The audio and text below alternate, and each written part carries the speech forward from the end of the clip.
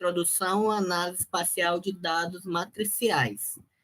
Eu sou formada em Geografia pela Universidade Federal do Maranhão, sou também geógrafo pela mesma instituição,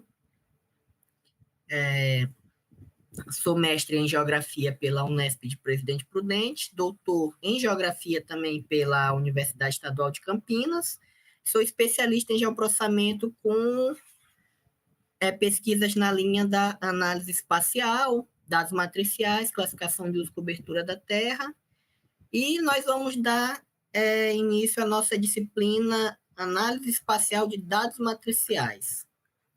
A nossa disciplina, ela tem... Pode começar a apresentar, Luiz? Então, a nossa disciplina, né, que é uma apresentação minha, né, Paulo Roberto Mendes Pereira, e a nossa disciplina tem uma carga horária de 30 horas, que está dividida em 6 horas semanais. O tempo semanal de cada disciplina é de aproximadamente 5 horas, né? Pode passar um pouco mais disso, dependendo do nível de leitura do material. É uma disciplina de padrão técnico e prático, em que, além dos conceitos centrais de análise espacial de dados matriciais, nós também vamos ter muita análise técnica, né? Usa muita prática. Vamos usar os SIG-QGIS, vou apresentar para vocês também outros sistemas de informações geográficas que a gente pode utilizar na análise espacial de dados matriciais, e envolve o uso de dados robustos, que são as imagens matriciais, e sistemas de informações geográficas. A nossa disciplina está dividida em 6 módulos.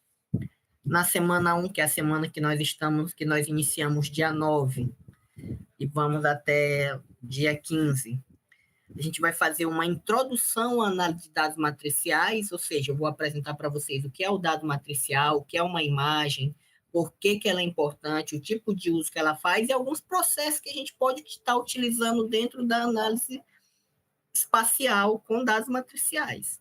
A nossa semana 2, a gente vai aprofundar com os fundamentos de álgebra de mapas e análise multicritério para análise de dados matriciais, ou seja, ela é um pouco mais prática, a nossa semana 2, onde nós vamos estar entendendo o que são álgebra de mapas e o seu uso, né?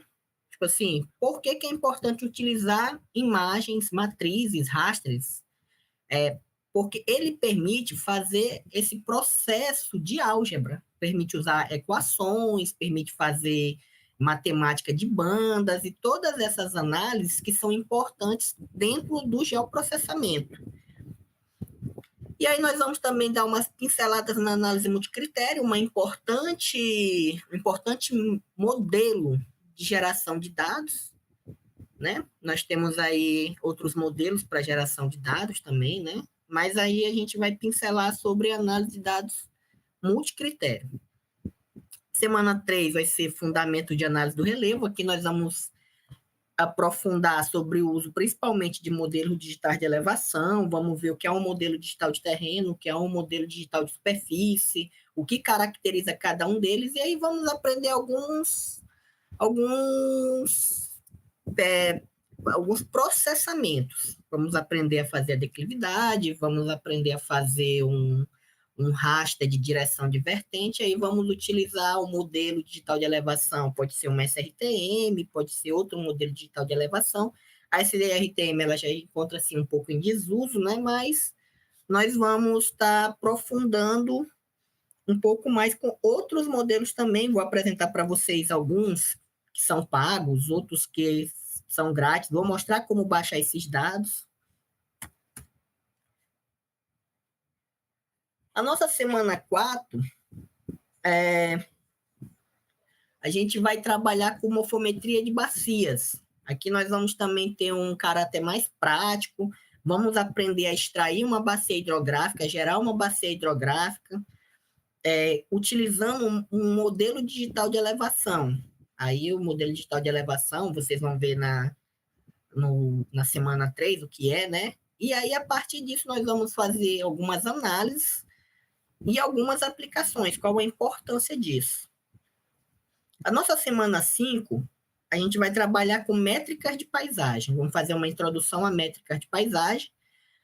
Vamos ver aí o que é uma borda, forma, índices de forma. Aí nós vamos trabalhar, vou mostrar para vocês alguns SIGs que fazem essa análise, né? O QGIS, ele tem um plugin que faz essa análise, é o Lecos. Eu vou ter que dar uma olhada se essa nova versão do QGIS ele está funcionando. Eu sei que a versão 2 do QGIS ainda funciona o Lecos, mas também nós temos o Fratstart, nós temos também alguns, não sei se vocês já tiveram Python e R, temos algumas bibliotecas do Python que faz essa análise da paisagem, e aí entra dados de uso e cobertura da terra. A análise da paisagem ela é muito voltada com dados de uso e cobertura da terra. E aí, a nossa semana 6, nós vamos trabalhar com novas tecnologias, dados LiDAR, né? Laser. Vamos ver aí a sua utilização, como esses dados eles podem estar sendo utilizados, como eles são importantes atualmente, principalmente para análise urbana, ainda para áreas muito grandes, ainda é um pouco complexo de se utilizar, porque os dados lasers eles têm uma carga de pontual, então gera uma nuvem de pontos muito pesada. Aí vamos falar de classificação de imagem e fundamentos de validação, né? Nossas atividades avaliativas, nós vamos ter que a semana 1 e a semana 6, elas são optativas. Porém, é importante vocês, apesar de não ser obrigatória a sua realização, é importante vocês realizar essas atividades até como forma de conhecimento, para aprofundar, se pode aparecer dúvidas. E a semana 2, a semana 3, a semana 4, elas são avaliativas. Tá tudo lá explicadinho no Moodle, vai estar explicado no Moodle cada atividade, como é que vai ser feito, o que é preciso fazer. Os modelos tutoriais também vão estar disponibilizados no Moodle, e aí vocês só vão precisar fazer os processamentos e enviar. Nós temos como material de apoio, né, o nosso livro da disciplina Análise Espacial de Dados Matriciais, que é do professor Sereda Júnior, né? A gente também tem algumas apostilas disponíveis. A unidade 2 tem uma apostila que é do Vasconcelos, né? Que está lá explicando o que é uma álgebra de mapas, como é que se faz. Também tem no livro do professor Sereda, né? Que é a base da nossa disciplina. Tem vídeos, tem outros materiais também disponíveis, textos, e tem a galera para a gente tirar as dúvidas. É importante, né? Como é que nós vamos baixar os dados para essa disciplina? Nosso modelo digital de elevação, a gente vai usar o Open Topography. O Open Topography é um serviço da internet que utiliza um plugin, que o QGIS ele tem um plugin, né? Então dá para baixar diretamente ou dá para requerer pela internet. Vocês vão lá, vão precisar fazer o cadastro, tudinho, colocar o e-mail de vocês, e aí depois vão solicitar. Ele tem algumas imagens SRTM, eu sei que tem, de 90 e de 30 metros. Ele tem outras imagens, eu não me recordo agora a biblioteca de imagens presente nele. Posso até dar uma olhada aqui, quais são as bibliotecas de imagem que existem nele. Só um momento. O Open Topography, ele tem o conjunto de imagens dele, ele tem a SRTM, tem a ALUS 3D de 30 metros, tem a ALUS World, todas Word, também de 30 metros, tem o Copernicus DEM Global de 90 metros e tem o Copernicus DEM Global de 30 metros. Tem o NASA DEM. Algumas dessas aqui não são grátis. Eu sei que a SRTM e a Copernicus são grátis. Então, no tutorial, né, lá no material, eu mostro para vocês como baixar, tem que fazer o cadastro, tudinho, tem que criar uma chave API com uma senha, é disponível uma chave API, aí você instala o complemento no QGIS e coloca também, é necessário ter um shape da sua área de estudo. A partir disso, você define a extensão, coloca a sua chave API e manda executar. Aí salva. Os dados ambientais, nós vamos usar o BDIA, o Banco de Dados Ambientais do IBGE. Você tem geologia, geomorfologia, clima e vegetação. Nós também eu posso mostrar para vocês onde baixar dados de chuva, né? Aí nós estamos falando de satélites de chuva. E cobertura da terra, MapBiomas, que está disponível gratuitamente. Para baixar os dados do MapBiomas, a gente acessa esse site aqui, que vai estar disponível também para vocês, e basta trocar essa última aqui, ó, o ano de 2023, se você quiser o dado de 2000, troca aqui o 23 por 2000. Se quiser o de 2010, troca o 2023 por 2010 e clicar no botão de Enter. Então, vamos aqui apresentar a nossa disciplina Introdução à Análise Espacial de Dados Matriciais. Né? Como eu já disse, essa primeira aula ela é introdutória. Eu vou apresentar para vocês o que é um dado matricial, qual a sua importância, como esse dado ele pode ser utilizado em geoprocessamento. É um modelo de dado que é um pouco mais leve que o modelo vetorial. Vocês já devem ter visto em outras disciplinas que os dados geográficos eles podem ser vetoriais, matriciais, alguns consideram redes, outros dados cadastrais, que são as tabelas. Um exemplo. Tabulares, né? Tabulares é tabelas. O dado vetorial, ele é ponto, linha, polígono. Então, aí nós temos já a especificação da forma precisa, já indicando se é um ponto localizado, lá coordenada x e y. Um ponto ligando a outro forma uma linha. E um conjunto de linhas fechadas forma um polígono, e aí a gente vai, de acordo com a necessidade, vai utilizando esse dado. Nós podemos aí ter o dado de cobertura da Terra. Quando a gente utiliza um dado vetorial, ele pode ser apresentado em polígono. Aí cada polígono daquele representa uma classe de cobertura da Terra.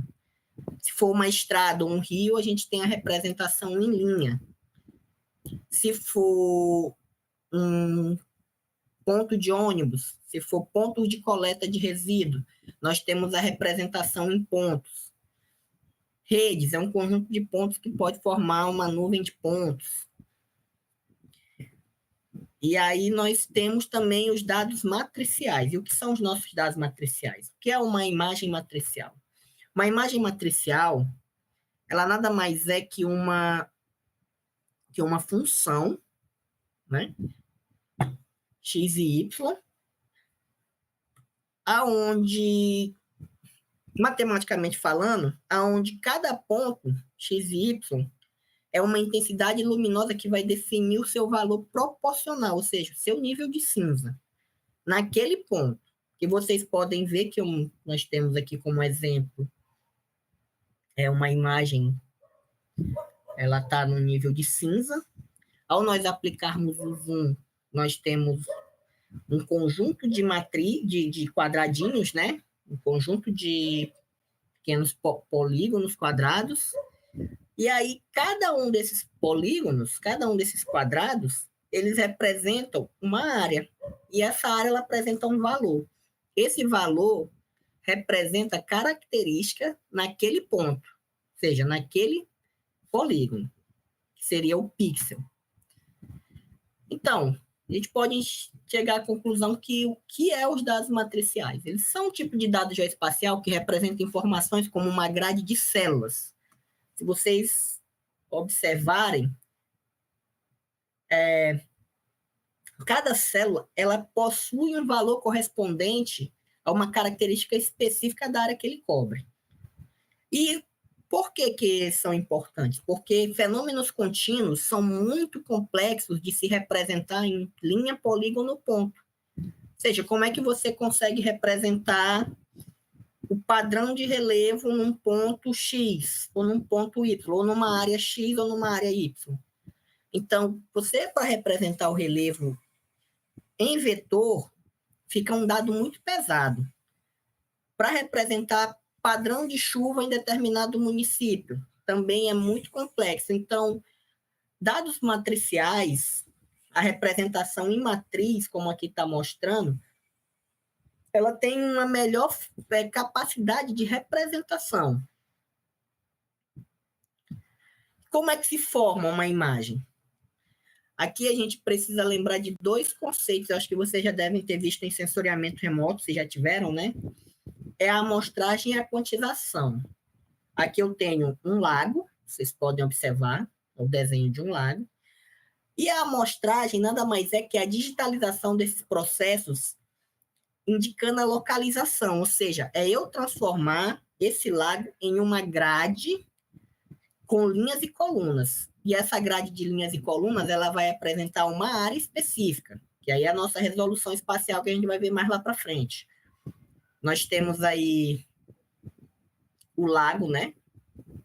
Olha só, com toda uma divisão gradeada, e logo depois fazemos a quantização, que é o processo de digitalização dos valores de amplitude para níveis de cinza. Ou seja, aqui vocês podem ver que ao transformar esse lago numa imagem matricial, ele está com alguns pixels mais claros e alguns pixels mais escuros, tentando seguir a intensidade do brilho do original do lago.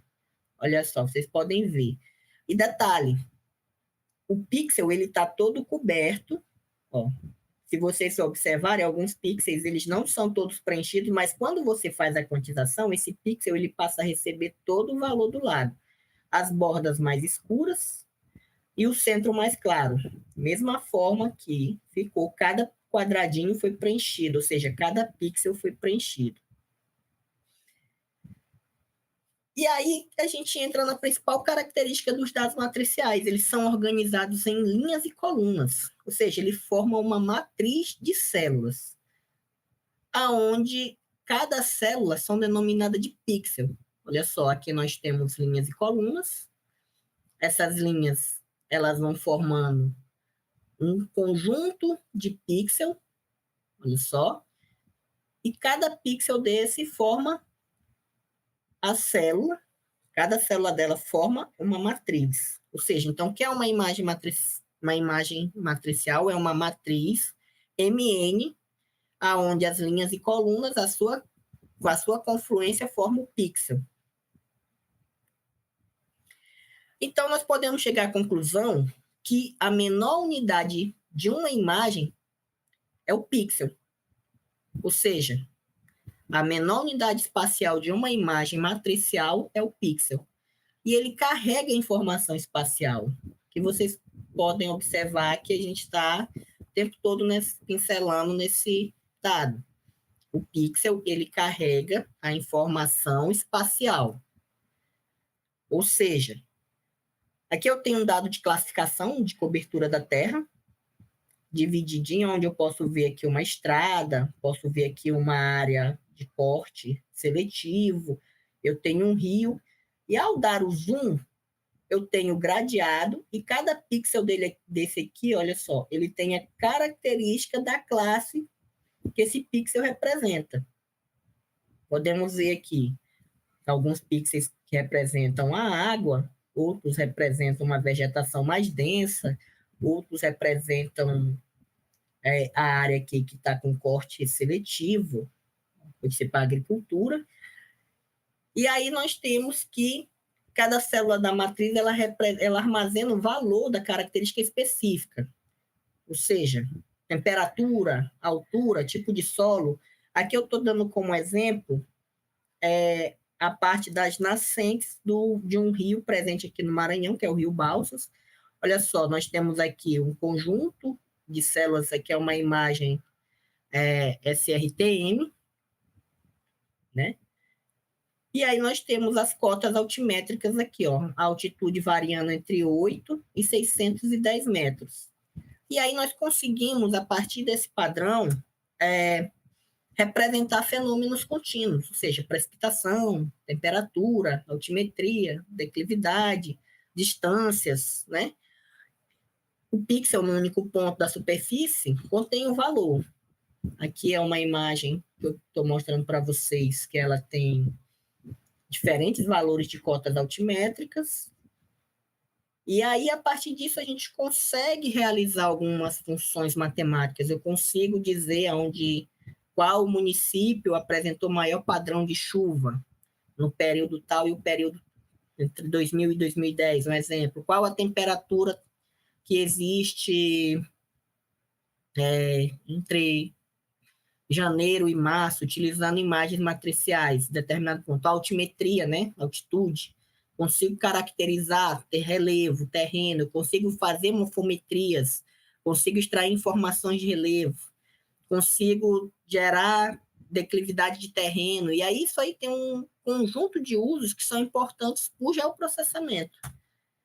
Aqui é uma exemplificação de alguns dados que eu consigo, tudo isso aqui são imagens matriciais, olha só, aqui eu estou mostrando as distâncias de estrada, ó. Ou seja, não é muito, como é que eu com o shape, eu vou conseguir, um exemplo, né, um arquivo vetorial, eu vou conseguir indicar a distância que eu estou de determinada estrada. Vocês podem ver, ó, distância de estradas, as áreas mais escuras são as áreas mais longes, né, de alguma estrada, e as áreas mais próximas, que são esses verdes mais claros, eles são as áreas que estão em verde mais claro. Então, cada valor aqui de pixel, ele armazena uma distância, que em shape é muito complexo de se utilizar.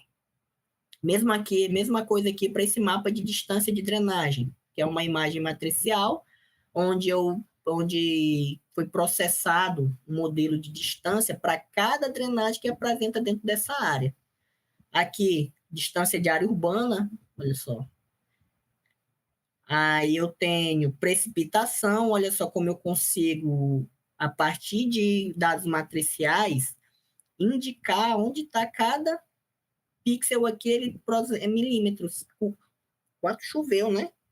Olha só, chove mais nessa região aqui e menos nessa região aqui. Então, isso aí é importante para a gente fazer esse tipo de caracterização e utilizar para gerenciamento de inúmeras atividades. Eu consigo aqui fazer uma análise espacial para indicar aonde seria necessário implantar açudes, já que tem uma área de precipitação menor, só um exemplo.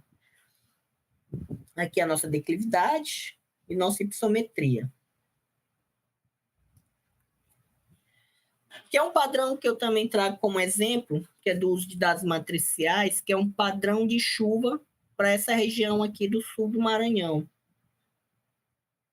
Vocês podem ver que aqui eu estou de janeiro a dezembro, né? Mostrando o padrão de chuva. E aí a gente consegue fazer essas inferências geográficas. E se eu fosse realizar esse tipo de análise com dado vetorial, precisaria ter muito poder de processamento inicialmente, de armazenamento, porque o arquivo vetorial ele é um arquivo que, ao contrário do arquivo raster, ele apresenta uma necessidade maior de área, né? De área de armazenamento, quantidade. Enquanto esse arquivo aqui ele pode ter uns 3 GB, o shape teria uns 30, então tem toda essa diferença. Quais são as características das imagens matriciais? Em geral, elas têm a resolução radiométrica, a resolução espacial, a resolução espectral e algumas têm resolução temporal. A gente aí, quando fala de imagem de satélite, por ele ter poder de revisada, né, passa a cada 12 dias, a cada 8 dias, a cada hora. Então, nós também temos a resolução temporal. A resolução radiométrica, a gente está falando da capacidade do nível de cinza dessa imagem. Isso aqui vocês viram em sensoriamento remoto. Nós temos a imagem com 11 bits, 8 bits, 7 bits, 5 bits, 1 bit. Então, 1 bit são 2 níveis de cinza. preto e branco. 8 bits são 256 níveis de cinza. 11 bits, 248 níveis de cinza. Então, a gente aí consegue fazer uma diferenciação. Quanto melhor a resolução radiométrica, maior vai ser a diferenciação das feições que caracterizam aquele padrão. A resolução espacial aí, ela está indicando o tamanho da área, ou seja, quando a gente fala de resolução espacial, a gente está falando lá do tamanho do pixel. Ou seja, um exemplo, uma SRTM de 30 metros ou de um arco de segundo, que quando a gente vai trabalhar com dados matriciais para a caracterização do relevo é diferente, a gente trabalha com arcos de segundo. Então, 30 metros equivale a um arco de segundo. 3 arcos de segundo, 90 metros. A gente aí vai estar falando do tamanho daquele pixel, ou seja, a unidade espacial que aquele quadradinho lá, aquele nosso pixel, né, que vocês lembram que são quadrados, ele representa. Isso aí nós temos a resolução de 10 metros, se a gente for trabalhar com imagens dos Cibers, que são 8 metros, na verdade, se for usar o satélite Landsat, aí já são 30 metros, se for utilizar imagens de alta resolução, aí a gente está falando em mais de 5 metros até 5 centímetros, tem toda... Varia muito. As grátis, elas têm uma resolução mediana, que a gente chama. Nós temos resoluções grandes, pequenas e médias. Landsat, a Cibers são resoluções médias. A espectral, ela está associada àquele comprimento de onda, né, que a gente pode analisar. A SRTM, ela usa radar, ou seja, ela utiliza outra tecnologia para se analisar dados, assim como o LiDAR também, que nós vamos ver nas próximas aulas. Só que aqui eu estou falando das imagens multiespectrais. Geralmente eles vêm no comprimento de onda do visível, do infravermelho próximo, algumas têm até o termal, mas nós também temos aí para a galera para quem utiliza dados de imagem matriciais na área da saúde, nós temos o raio-x, nós temos também quem utiliza a transmissão, nós temos aí os comprimentos de onda, né? Para rádio e TV, são ondas longas, né? A AM é mais longa, por isso que ela chega mais longe. E a temporal é a passagem, como nós já vimos, né? A cada 2 dias, o Landsat passa a cada 18 dias, eu não me recordo bem. Já o Sentinel passa a cada 10 dias, mas eles são 2. Tem o Sentinel 2A e 2B, então eles vão fazendo essa rotação, né? Que eles estão na mesma linha. E aí, a cada 5 dias, a gente consegue uma imagem. O uso de dados matriciais, né?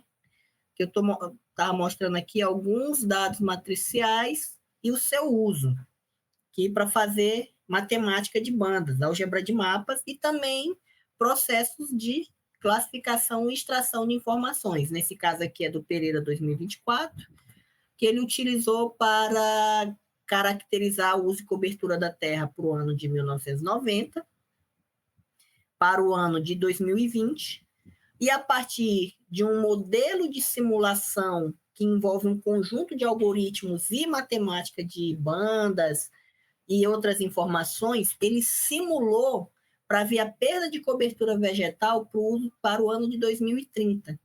Ou seja, são dados matriciais, né? Ele utiliza o conjunto de dados matriciais, no caso aqui foi a imagem Landsat, ele classificou essa imagem, gerou uma informação matricial onde cada pixel apresentava um valor correspondente à classe, e a partir do uso de algoritmos de simulação, e aí nós temos aqui o Dinâmica Ego, né? Ele utiliza uma função que a gente chama de, né? Uma função de modelagem de simulação.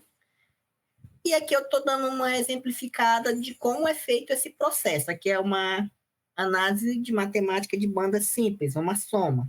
Esse pixel aqui tem valor 5, esse pixel aqui tem valor 3. Mesmo tamanho de pixel, não pode, o interessante é isso. A área, ou seja, quando eu falo da área, a resolução espacial tem que ser a mesma e o número de linhas e o número de colunas tem que ser o mesmo. Nós temos aqui valor 5, valor 3, soma, a nova informação desse pixel vai ter valor 8. Mesma coisa, se fosse uma subtração, valor 5 menos valor 3, teria um valor de 2. Aqui nós vemos que 5 mais 2, a nova informação vai ter valor 7. E com base vetorial, ou seja, um shape, pode ser um shape, pode ser um GeoPackage, pode ser outro tipo de dado vetorial, eu não consigo fazer esse tipo de análise. Primeiro porque é mais complexo. Até consigo, né? Mas só que é um pouco mais complexo, envolve aí calculadora de campo, a gente tem um QGIS, envolve a análise do uso da tabela, né, de atributos, então é muito mais pesado. O interessante é que 0 é valor para uma matriz, ou seja, para um dado raster 0 é valor, e se aqui fosse valor nulo, ao fazer qualquer processamento de matemática de bandas, a informação ela teria valor nulo também. Ou seja, se aqui ao invés de 0, esses 3 pixels fossem valor nulo mais 3 aqui não seria 3, seria valor nulo, ou seja, não teria valor esse pixel. Ele apresentaria no data. Tá? Por uma menos 999, seria mais ou menos essa característica do pixel. Aqui eu estou mostrando para vocês alguns usos, né, da matemática de bandas por NDVI diário. Isso aqui é do professor da Federal de Alagoas, peguei de lá, né, acho que o nome é Lápis, o nome do laboratório dele, onde ele utiliza o NDVI diário, faz uma média estatística, e aí toda semana ele gera um dado de NDVI semanal. Aqui ele está mostrando como é que funciona, né, a interpretação desses valores. Mais vigor vegetal, próximo a 1, menos vigor vegetal, próximo a 0, que ele chama de folha morta, folha estressada e folha saudável. E aí alguns processamentos que nós conseguimos fazer para dado matricial. Ou seja, o primeiro processo, que é muito importante, que a gente vai ver nas nossas próximas unidades, é a rasterização. Alguns dados que vocês vão ter acesso, esses dados ele vêm em formato vetorial. E aí eu consigo transformar ele em uma matriz. Esse processo a gente chama de rasterização, ou seja, é o processo de conversão de um dado vetorial em uma matriz. Ou seja, eu consigo formar pixels. Os limites dos objetos, eles se igualam ao tamanho do pixel definido. Ou seja, quando eu estiver lá fazendo a minha conversão do dado de solos, vou precisar do dado de solo, mas eu preciso que esse dado de solos ele seja no formato matricial. Eu vou definir que o meu pixel, ou seja, a minha área representativa, ela tenha 30 metros de resolução espacial. Quando eu fazer esse processo, vocês podem olhar aqui na figura ilustrativa que eu elaborei, vocês vão ver que ele forma esse efeito escada. Olha só, algumas áreas vão perder valor e outras áreas não. Ou seja, esse pedacinho aqui, ele vira no data. E aí nós temos aqui, ó, o efeito escada. Esse efeito escada é uma das características de quem usa dados matriciais. Ou seja, quando eu faço a rasterização, o pixel ele fica serrilhadinho. Olha só, a gente pode chamar de serrilhado. A segunda importante processo que a gente vai utilizar é a transformação de uma matriz padrão categórico para um padrão categórico discreto, ou seja, eu vou transformar uma matriz, ou seja, um dado contínuo, eu vou transformar ele num dado categórico. Aqui eu estou mostrando para vocês, ilustrando, um dado de declividade. Olha só, vocês podem ver aqui, eu tenho a matriz, ela bruta. Ou seja, eu tenho valores que variam de 0, seja, de 0 a 200. E aqui eu transformo esses valores em dados que eu consiga interpretar. Plano, suave, ondulado, ondulado, escarpado ou montanhoso. Essa classificação que eu acabei de citar para vocês, ela é a classificação da Embrapa, que é utilizada aqui no Brasil. Como é que eu faço isso? Com o processo de reclassificação. Ou seja, eu uso uma função matemática, um algoritmo lá do QGIS, e esse algoritmo ele me permite que eu diga assim, que eu quero que toda a área, ou seja, todo pixel, quando eu falar de área aqui, eu estou falando do pixel, eu quero que todo pixel, toda a área, que tenha entre valores entre 0 e 3% de declividade, seja o valor 1. E aí aqui eu tenho que, ao aplicar essa função, toda a área ela vai ter o valor 1. Aqui eu estou mostrando para vocês como essa característica, a declividade. De 0 a 3% é plano, 3 a 8% suave ondulado, 8 a 20 ondulado, 20 a 45 forte ondulado, 45 a 75 montanhoso e maior que 75 escarpado. Forte montanhoso, né? E aí, quando eu aplico essa reclassificação que eu crio lá dentro da ferramenta do QGIS, o processo, ele vai me dar esse resultado aqui. E onde eu posso utilizar o processo de reclassificação, principalmente quando eu for trabalhar na unidade 2. Olha só, a unidade 2 eu vou aplicar uma função matemática e gerar um mapa de fragilidade ambiental. Aqui eu estou usando a fragilidade ambiental do Crepani, né? Nós vamos ver também. Nós temos aqui a área construída, soja, solo exposto, vegetação rasteira, vegetação densa, e eu aplico um valor para esses dados. Olha só, aqui a classe de declividade plano, suave ondulado, ondulado e forte ondulado. Também dei um valor, gerei. Ou seja, aqui eu fiz 2 processos para apresentar para vocês. Aqui eu transformei esse dado em raster, porque plintossolo tétrico, latossolo amarelo, neossolo fluvo são dados vetoriais que eu peguei lá no BIDIA, né, do IBGE. Mesma coisa a litologia, peguei lá no BIDIA em formato vetorial, transformei para raster, e após transformar para raster, eu fiz uma reclassificação desse dado. Tudo que é plintossolo, cada pixel que caracteriza o plintossolo pétrico, ele vai ter valor 3, latossolo amarelo vai ter valor 1. Só que esses valores são valores de fragilidade que o Crepani já define. Não foi eu que defini a Vulsa. E aí, a partir desse modelo, eu aplico a função, né? Aqui eu tenho uma função onde eu faço a soma do valor do pixel pelo peso da variável, né?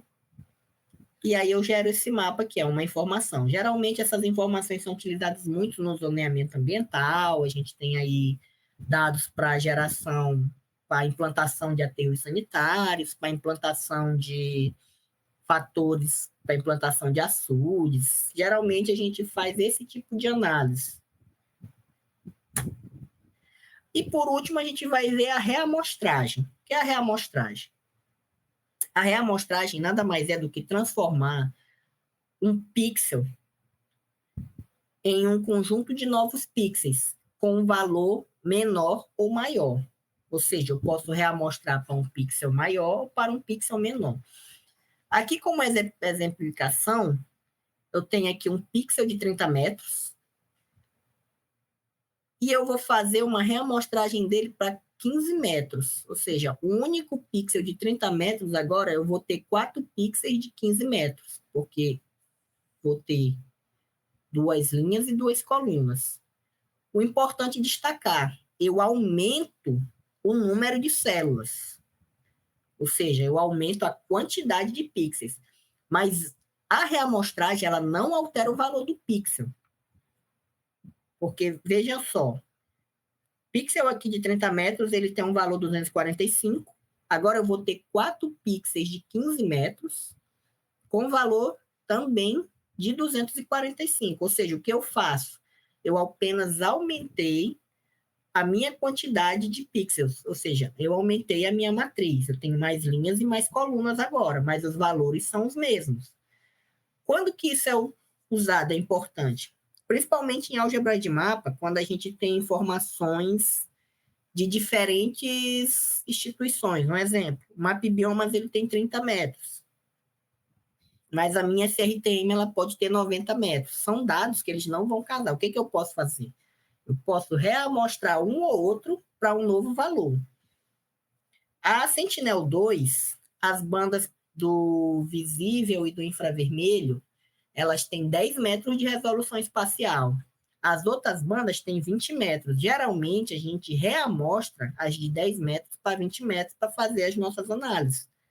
É o mais indicado. É melhor você aumentar o tamanho do pixel do que você reduzir. Também é um indicativo importante. E aí, nós vamos aqui fechando a nossa unidade 1, né, com um breve resumo. Nessa unidade, nós iniciamos e conhecemos o processo de análise espacial para dados matriciais. Vimos que é importante para a representação de fenômenos contínuos. É uma matriz regular onde o pixel é a menor unidade espacial. E também vimos alguns processamentos, né? Principalmente reclassificação, rasterização, reamostragem, que vão ser usados nas próximas unidades. Aí vocês lá no Moodle podem observar a nossa avaliação, né? Como eu disse, ela é optativa. É importante vocês fazerem, porque já vão treinando, inclusive. Deve escolher uma área de interesse, né? Pode ser associada ao seu TCC, pode ser analisar as principais características do relevo, ou parâmetros discutidos em sala de aula aqui, reamostragem, vocês podem aplicar dados de reamostragem, estatísticas zonais. Estatística zonal é um plugin do QGIS, né? Também é uma importante ferramenta que a gente utiliza e ela traz lá o valor daquele pixel naquela área.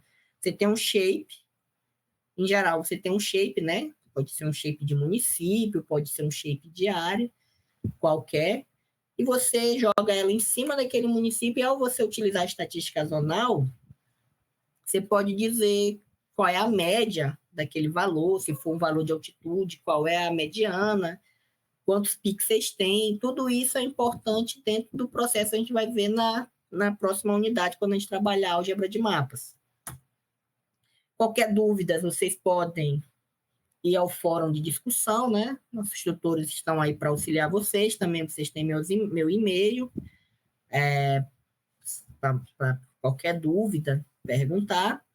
E lembrando que não existe pergunta ruim, né? Ruim é permanecer com dúvida. Aqui algumas das nossas referências, nós utilizamos para a unidade 1. E obrigado.